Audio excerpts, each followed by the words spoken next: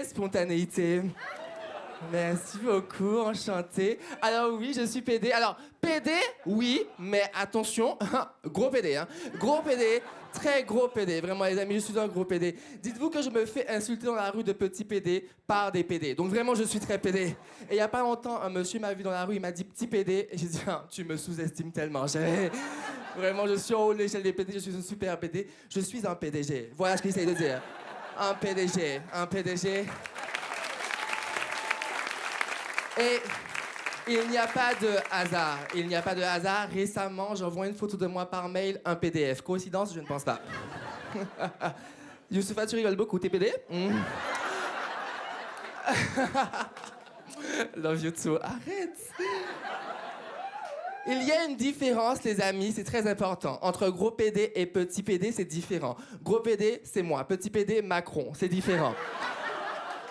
C'est une blague homophobe, je le sais, mais j'ai le droit parce que je suis humoriste. Alors,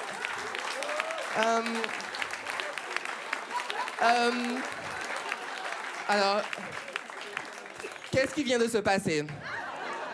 Vous n'attendiez que ça, j'ai l'impression, ok?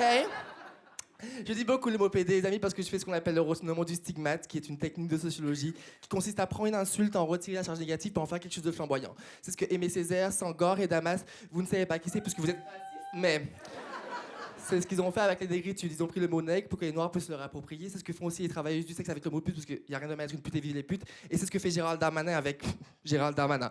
Voilà.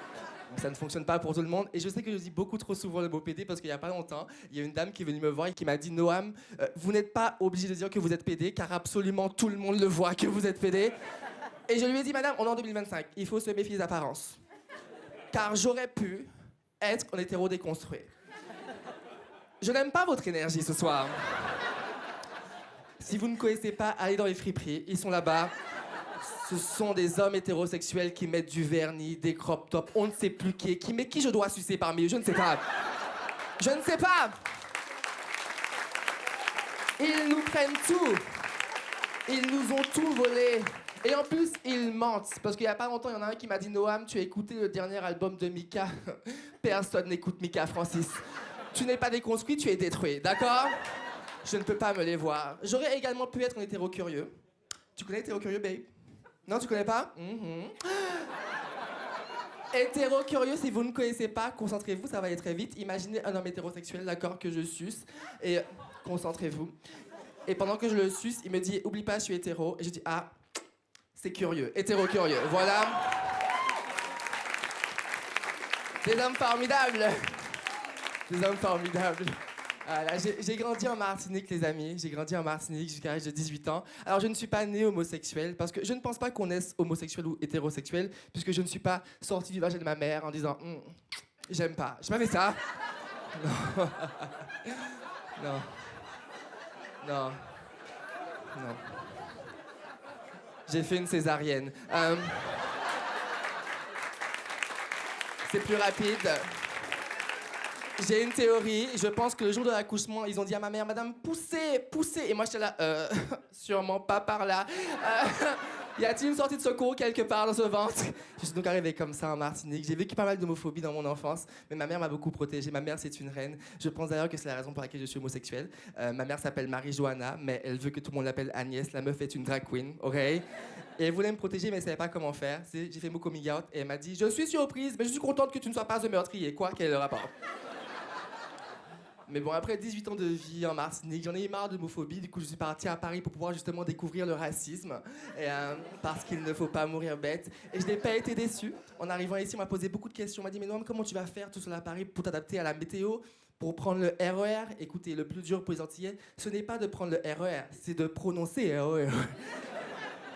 Vous avez vu le RER? Hey, hey. C'était dur.